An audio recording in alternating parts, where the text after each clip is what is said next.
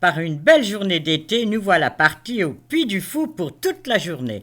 Vous voyez, nous sommes bien nombreux. Corentine a organisé ça d'une main de maître. Tinatine, Sotney, mes petits Géorgiens, Alice, Alexis, leurs amis, enfin on est très nombreux.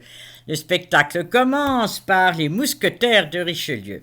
La place est magnifiquement reconstituée et petit à petit, la scène se remplit d'eau et regardez danser ces chevaux et ces danseuses.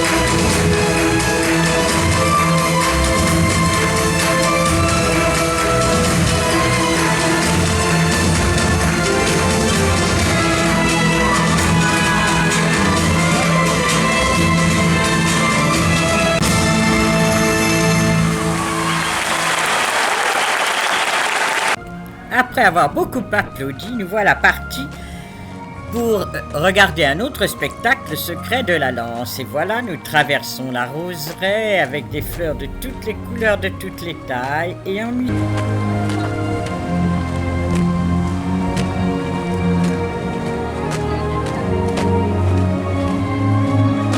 L'histoire se passe au pied d'un château fort devant les murailles. Regardez, il y a des cavaliers absolument magnifiques et qui arrivent... Pour aller délivrer Orléans. La situation est-elle si grave? Hélas, la France est presque perdue. Qui vous envoie ici? Une jeune fille de 18 ans. Elle vient du village de Don Rémy. Ah, c'est elle? La fameuse Lorraine qui a entendu des voix? Oui. C'est la joyeuse entrée de Jeanne d'Arc.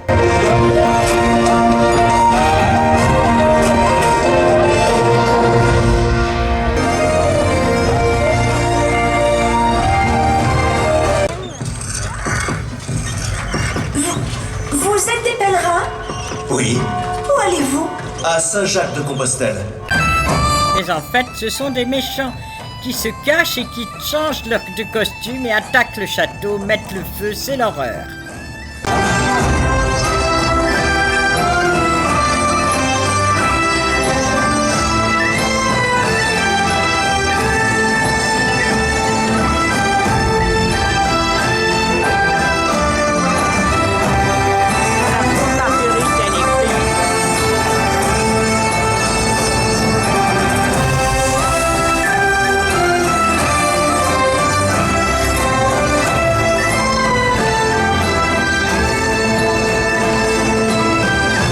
C'est alors que la grande muraille s'enfonce dans le sol, disparaît pour faire apparaître le château fort, le donjon et tous les soldats qui le défendent. Le feu sacré, le donjon. Le feu sacré, le donjon.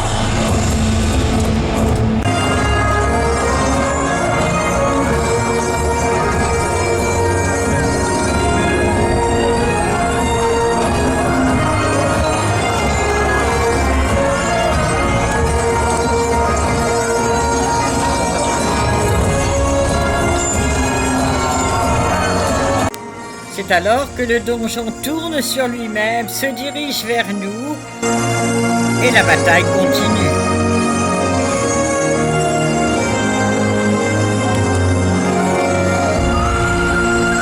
Puis la muraille se lève à nouveau, tout doucement, jusqu'à ce qu'elle cache le château fort.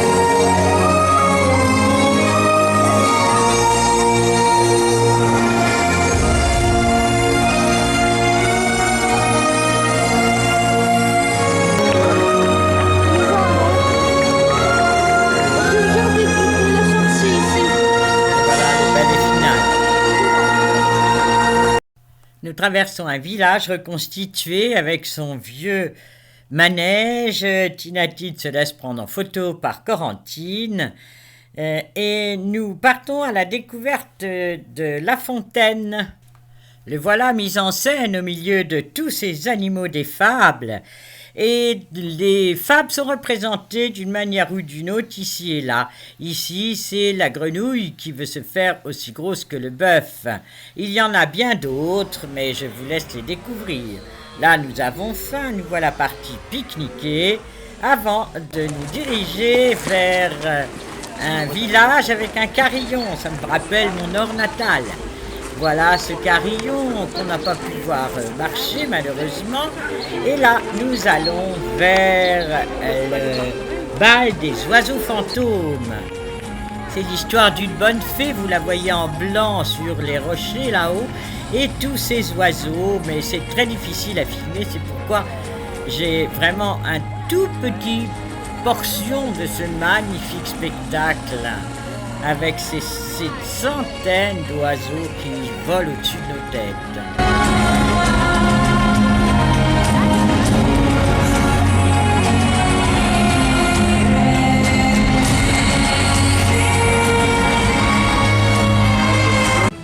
Cette fois-ci, nous sommes assis sur les gradins pour regarder les grandes eaux de Versailles. D'abord, quand je commence, c'est fini.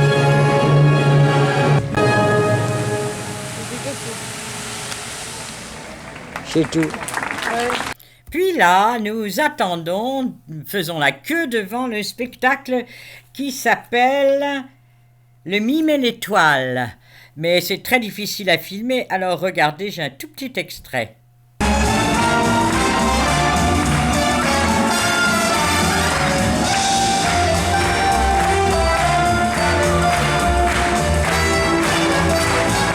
Voici, nous arpentons encore les allées pour nous rendre vers le spectacle qui s'appelle Le Dernier Panache. C'est l'histoire d'Athanase de Charette, le voilà marin. Et je sais pas, c'est un film en 3 dimensions, je sais pas, en tout cas la scène bouge, tout bouge, c'est absolument fabuleux, on se croirait sur les vaisseaux du roi.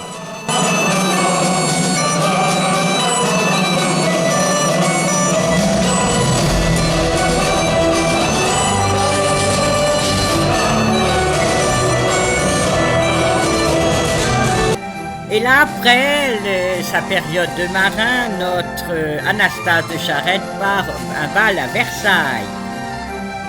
Puis la révolution s'enclenche et voilà Charette qui retourne chez lui en Vendée.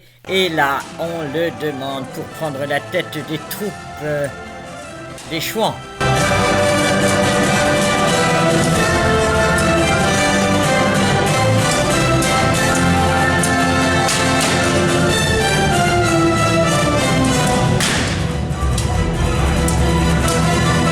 Sa tête est mise à prix, il est dénoncé, arrêté et fusillé à Nantes. Athanase, regarde ce que je t'ai apporté. Mais qu'est-ce que c'est?